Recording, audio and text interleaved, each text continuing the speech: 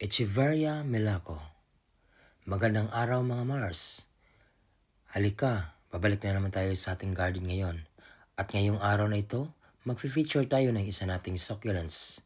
Napakagandang succulents mga Mars. Ito ay ang tinatawag nating Echeverria melaco.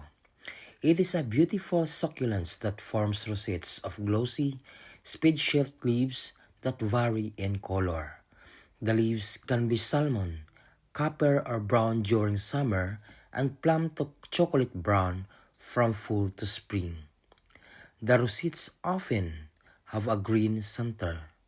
The bell-shaped flowers are orange and appear in clusters on branch and stalks during spring and summer.